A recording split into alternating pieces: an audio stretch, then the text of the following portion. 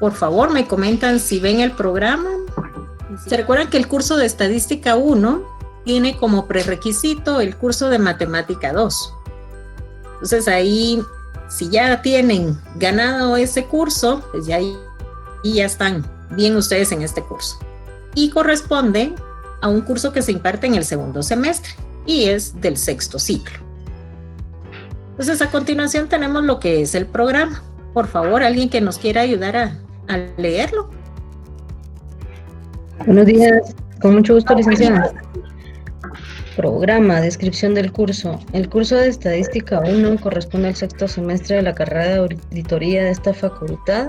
Proporciona al estudiante los elementos básicos para la recolección y el ordenamiento de datos, así como el análisis de los mismos y la aplicación de métodos estadísticos con el propósito de que pueda utilizarlos en el ejercicio de su profesión. Gracias.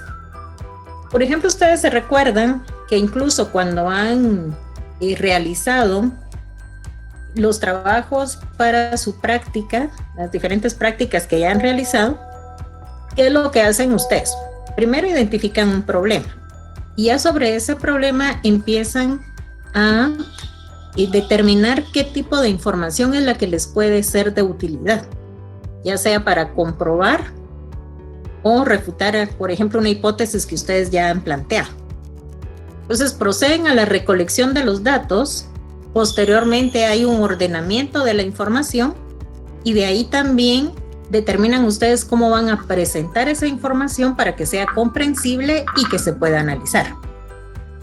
Entonces aquí van a ver ustedes, hay diferentes aspectos relacionados con la estadística, tanto descriptiva como inferencial, que les puede ser de utilidad al momento de que estén trabajando la búsqueda de información para un trabajo de investigación. De ahí tenemos lo que son los objetivos. Entonces ahí alguien que nos ayude con la lectura de los objetivos. Sí, claro. Objetivos, literal A, proporcionar al estudiante los conocimientos e instrumentos estadísticos necesarios en la formación profesional del CPA, para que pueda aplicarlos en la interpretación y resolución de problemas de la profesión. Y, literal B, dar a conocer la importancia de la aplicación de técnicas y métodos estadísticos en el desarrollo del trabajo de auditoría manejando muestras. Gracias. Entonces, efectivamente, ustedes generalmente van a tener que de una población o un grupo de documentos, objetos, personas, etcétera, en algún momento necesitan sobre esa información lograr extraer o determinar cuál es la muestra que pueda ser representativa de todo el grupo que están trabajando para poder realizar el estudio que corresponda y que los resultados que se obtengan efectivamente puedan ser considerados que aplican a toda la población. Para esto, para lograr ese objetivo, se cuentan con 7 unidades, que son las que vamos a ver a continuación. Entonces, por favor, alguien que nos lea la unidad número 1.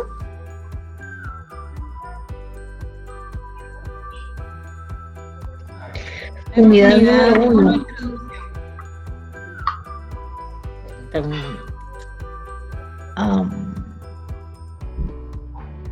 Permítame un momentito. Ahí disculpen. Unidad 1, introducción. La investigación estadística, su importancia. Distribución de frecuencias, elaboración y análisis. Gracias. Entonces, en esta primera parte vamos a comentar siempre algo con relación a la historia.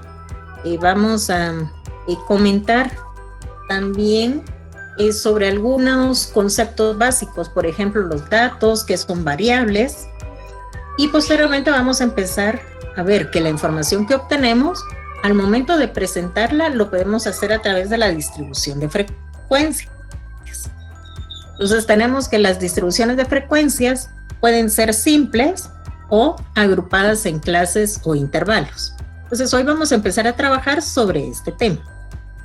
Con base a la información que se obtiene, ya pasamos a la unidad número 2, que trata sobre los valores característicos de una variable cuantitativa. Y vamos a estar aplicando medidas estadísticas. Por favor, alguien que nos ayude con la lectura.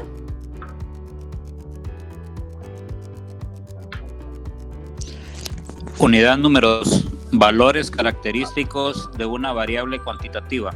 Medidas estadísticas. 2.1 de tendencia central. 2.2 de dispersión. 2.3 de asimetría o sesgo. 2.4 de apuntamiento o kurtosis. Gracias. Entonces tenemos que las medidas de tendencia central efectivamente son las que tienden a darnos datos que vamos a ubicar como representativos de la información que nos están presentando y que tienden a ir al centro de la información. Dentro de ellas tenemos el promedio aritmético o media aritmética, la moda, la mediana y lo que es también media geométrica y media armónica. Entonces vamos a trabajarlo tanto para datos simples como para datos agrupados. Dentro de lo que es la medida de dispersión, encontramos, por ejemplo, la desviación estándar. Como en las medidas de tendencia central tenemos un valor que está al centro de los datos, vamos a encontrar que no todos están ubicados en esa parte, sino que unos están por debajo y otros sobre el valor medio que hubiéramos determinado. Entonces, ¿qué tanto se alejan los datos de los valores centrales? Son las medidas que tienen relación con la dispersión. Las medidas de asimetría y de apuntamiento, estas las vamos a estar comparando con coeficientes. La de asimetría o sesgo puede ir desde -1, pasar por 0 o llegar a 1 positivo, y la de apuntamiento o kurtosis que puede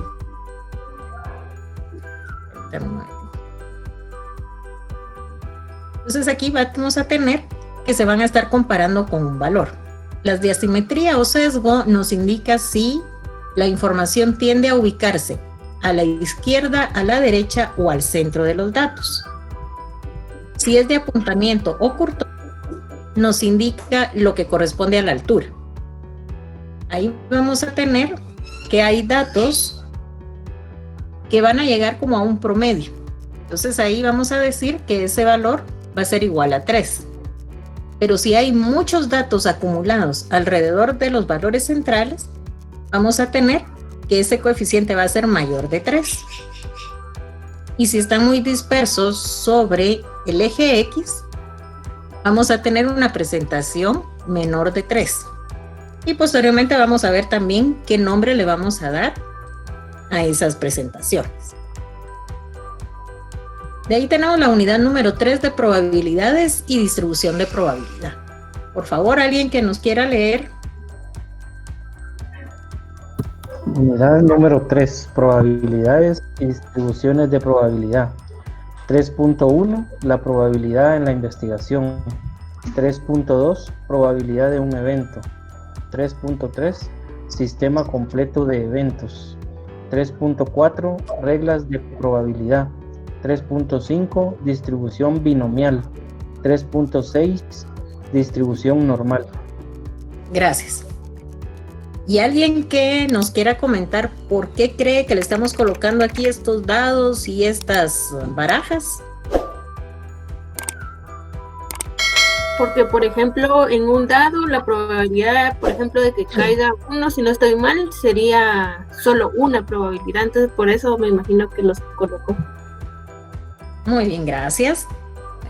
Entonces tenemos que esto también está relacionado con los ejercicios que ustedes van a encontrar, y ustedes pueden buscar si tienen algún libro de años anteriores. A veces en diversificado puede ser que hayan visto el tema de estadística, o incluso cuando buscan información vía internet, van a encontrar que a veces los ejercicios están, ¿cuál es la probabilidad que al momento de lanzar 2 dados simultáneamente nos quede un valor de 6, por ejemplo? Eso se debe a que cuando se originó la teoría de las probabilidades, hubo un grupo de jugadores de juegos de azar que querían saber cuáles eran sus posibilidades de jugar y de ganar. Y por ello se abocaron con un grupo de matemáticos. En ese momento estaba incluso Bernoulli, que fue quien desarrolló la distribución binomial, y también habían otros matemáticos. Y ellos empezaron a hacer algunos ensayos. Derivado de ello es que cuando se están viendo algunos ejemplos se hace referencia a esos juegos de azar, porque fue donde tuvo su inicio. Pero de ahí sí, en muchos aspectos nosotros utilizamos las probabilidades, tanto numéricamente como lo vamos a ver aquí.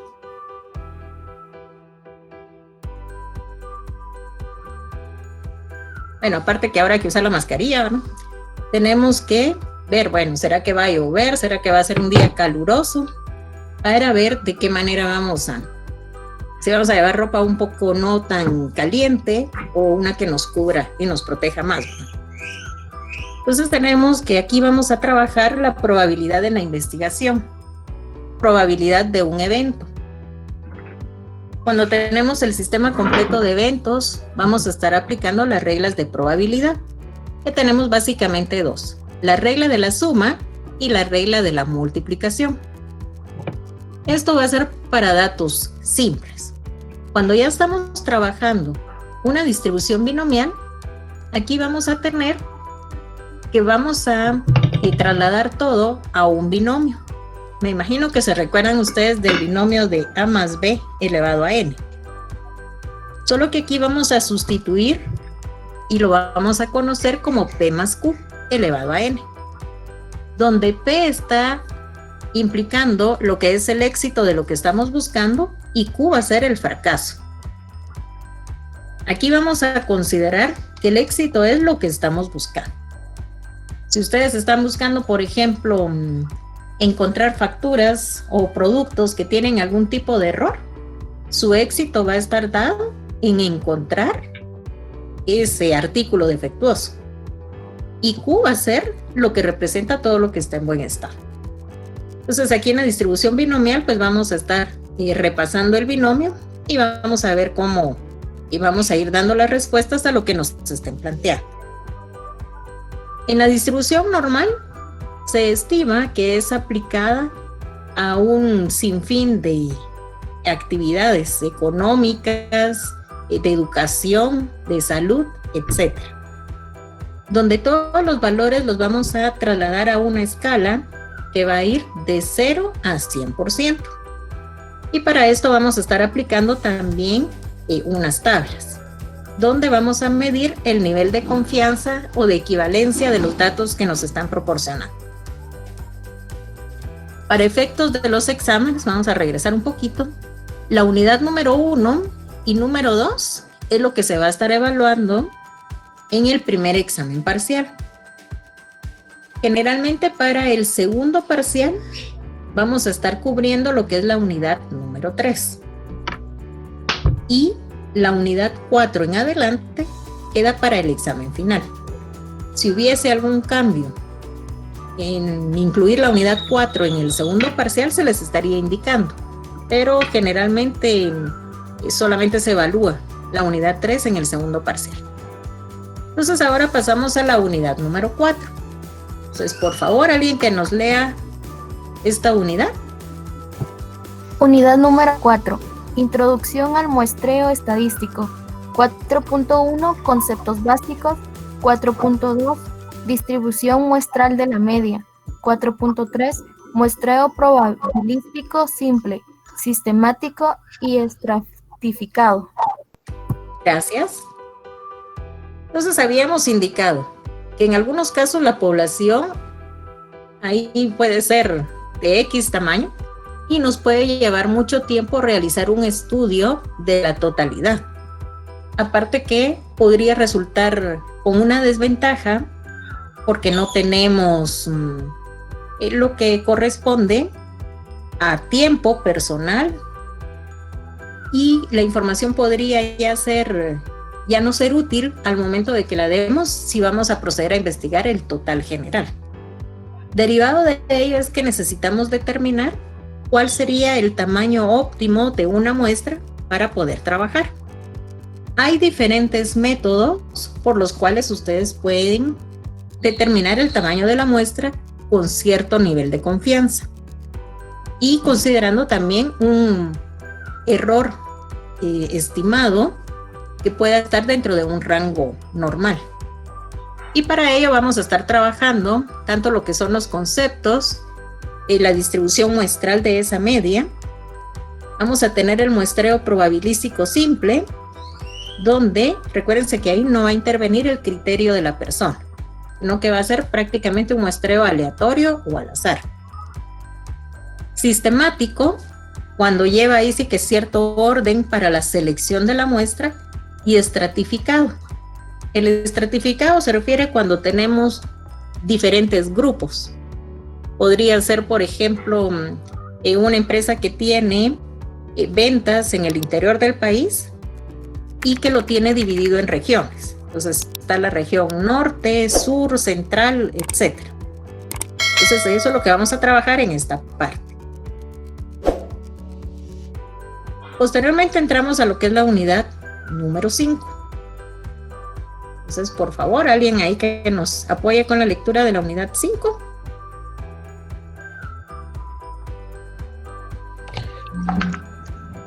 Unidad número 5. Regresión y correlación lineal simple. 5.1. Regresión y correlación, conceptos. 5.2. Determinación de la ecuación de regresión y estimación. 5.3. El error estándar de estimación. 5.4. El coeficiente de correlación. Okay. Cuando hablamos de la regresión y correlación, hay simple y hay múltiple. Para efectos del curso solamente trabajamos la lineal simple. En este tema vamos a encontrar que son dos variables económicas sobre las cuales vamos a estar trabajando. Y hay diferentes formas en que lo podemos desarrollar y que vamos a llegar prácticamente al mismo resultado. Aquí lo que se busca es verificar si existe una relación creciente, por ejemplo, en ambas variables, decreciente, o podríamos encontrar que una variable va a crecer y la otra disminuye. Entonces, esto es lo que vamos a trabajar en este tema. Y da como la coincidencia, podríamos decir, que también varias de las fórmulas que manejamos en este tema se van a estar aplicando en el siguiente. Entonces, por favor, alguien que nos lea la unidad número 6. Unidad número 6. Series cronológicas o históricas.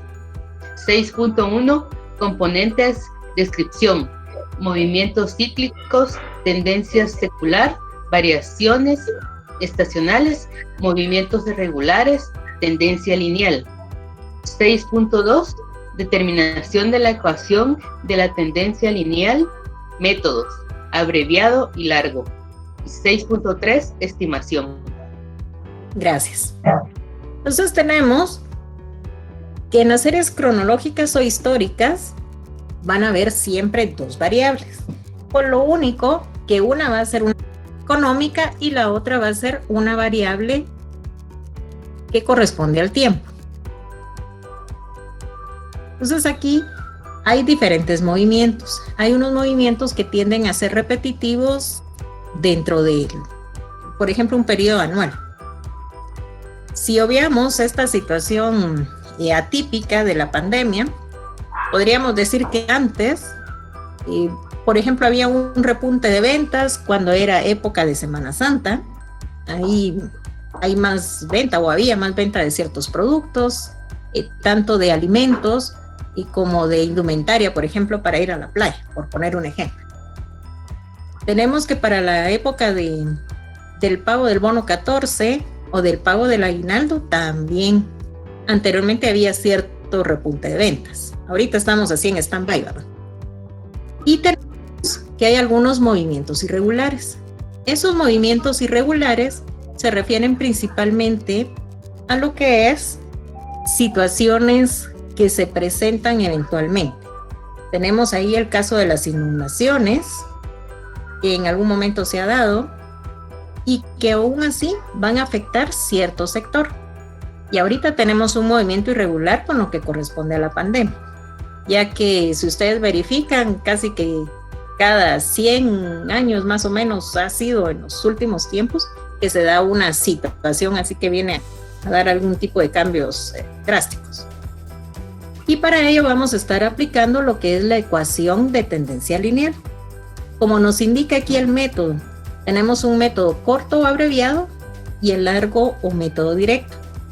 Y la variación va a estar tanto en cómo vamos a usar las fórmulas y que el abreviado va a tener su origen en la parte central de la información y el largo va a tener su origen en la parte inicial. Esto es parte de los temas que vamos a ver para el examen final. Y terminamos con lo que es la unidad número 7, de números índices y desvalorización monetaria. En periodos anteriores, años anteriores, este tema casi no ha dado tiempo de cubrirlo, pero ahora se espera que sí. No tengamos ahí ningún inconveniente para trabajar.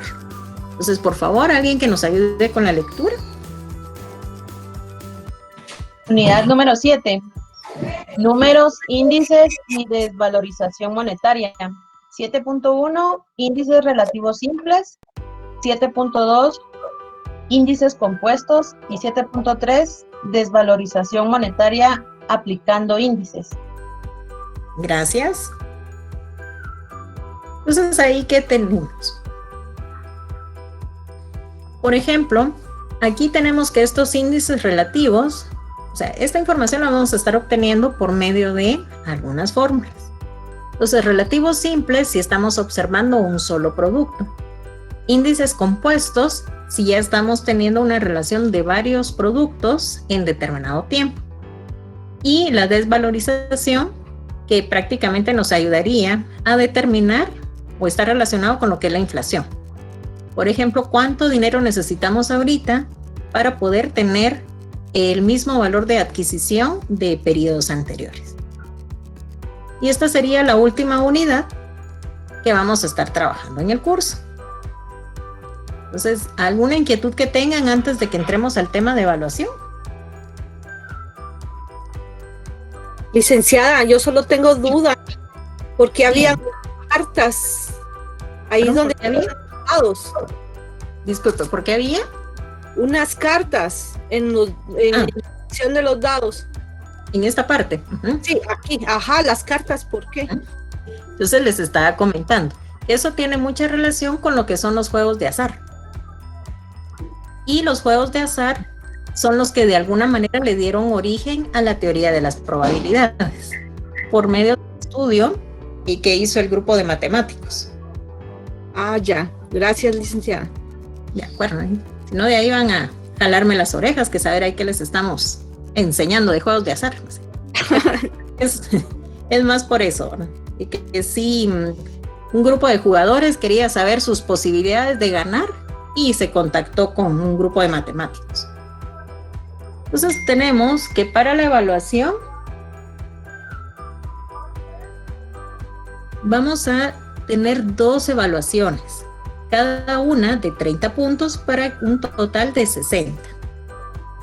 Los laboratorios, en este caso tanto laboratorios como algunas tareas que les vamos a dejar que nos trasladen, van a tener una ponderación de 10 puntos. Aquí incluido algún trabajo que les pudiésemos dejar en algún momento. Esto nos da un total de 70 puntos de zona y tenemos un examen final con 30 puntos de nota, para que lleguemos al total de los 100 puntos. Les recuerdo, el curso se aprueba con 61 puntos y una zona mínima de 31 puntos para poder optar a su examen final y o escuela de vacaciones. Entonces tenemos una bibliografía básica. Está el libro de Estadística aplicada a la Administración y Economía. Tenemos también el libro de Estadística 1, Guía de Estudio de Auditoría, Administración y Economía, que es el libro que elaborado por el licenciado José Luis Reyes Dones. Él estuvo de coordinador del curso de Estadística hasta hace unos 3 años más o menos. Entonces, aquí, si alguien lo puede adquirir o tal vez ya lo tiene, que algún su compañero o familiar se lo hubiese prestado, este es prácticamente el libro que tiene los puntos que estamos desarrollando durante el semestre. Lo que sí es como obligatorio, ya sea que ustedes lo adquieran o lo vayan armando prácticamente con base a las fórmulas que les vamos dando, es su prontuario de fórmulas estadísticas, porque este es el que van a estar utilizando para el momento de sus evaluaciones también. Y también tienen estadística para economistas y administradores de empresas. Adicional a ello, también hay bibliografía complementaria, pero les recuerdo, cualquier libro de estadística que ustedes ya puedan tener les sirve también de base para el desarrollo del curso. Entonces vamos a colocarles este video. Espero ahí que les pueda ser de utilidad. Yo creo que a veces, por lo menos hace un momento, estuvo dando problema con el audio, pero el audio es solo como la música de fondo que tiene. Entonces, si no lo escuchan, no se preocupen. Más que todo es la información que nos están trasladando, pero eso sí nos queda visual.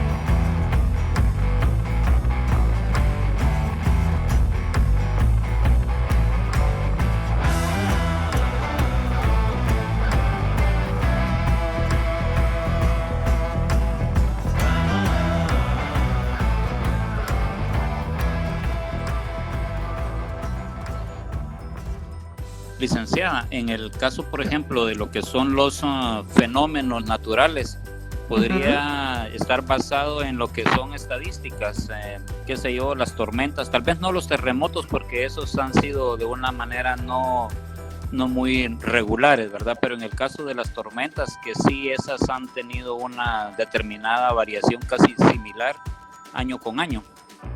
Exacto. O sea, de alguna manera quienes se dedican ahí sí que al estudio de los fenómenos atmosféricos, encontramos que sí, ellos hacen análisis incluso con base a comportamientos de años anteriores. Y ahora pues que ya tienen algún otro tipo de herramientas con los cuales incluso pueden hacer como pronósticos de cuando va a haber como meses más lluviosos, ya incluso ya tienen como cuáles son las temporadas donde podría haber a nivel general, digamos, una tormenta, un huracán, por ejemplo, etcétera. Pero sí se pueden apoyar en parte de la estadística. Licenciada, Bueno, sí. con lo que estamos viviendo en la actualidad también, de esta pandemia, ¿verdad? Donde nos podemos apoyar en la estadística para saber qué personas tienen, qué personas no tienen la enfermedad, ¿verdad? Quiénes son asintomáticos, o sea, si hubiera un control en realidad en Guatemala, ¿verdad? Porque ahorita ya se descontroló esto. Pues ahí está fuerte. Ajá, pero a ello, decía yo, se podía apoyar la estadística, ¿verdad? Exacto. Incluso ahí más adelante tenemos en una de las presentaciones, digamos, la gráfica de cómo estábamos hasta el día de ayer, antier, creo yo. Pero, por ejemplo, tal vez ustedes vieron el periódico cuando empezaba esta situación aquí en Guatemala.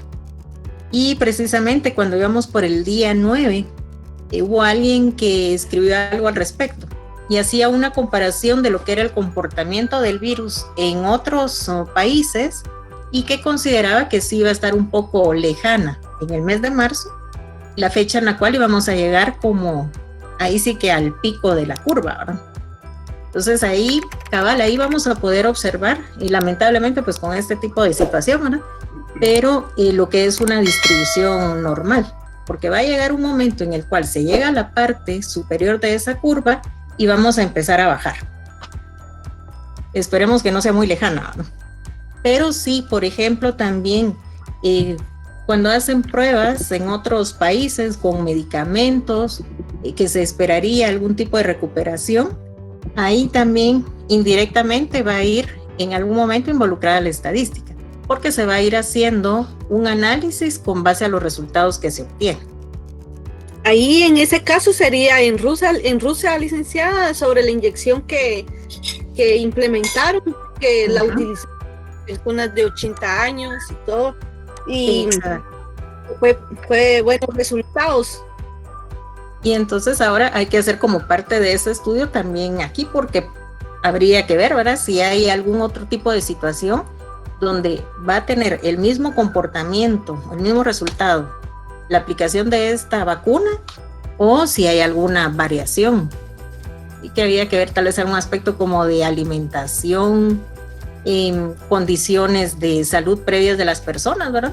Ahí vamos a ver, esperemos que sí sea positivo el uso de esta vacuna.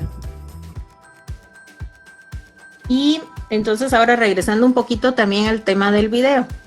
Por ejemplo, si ustedes observaron, nos decía que incluso en Gmail hacían el uso de alguna manera de la estadística. ¿Se recuerdan para qué era?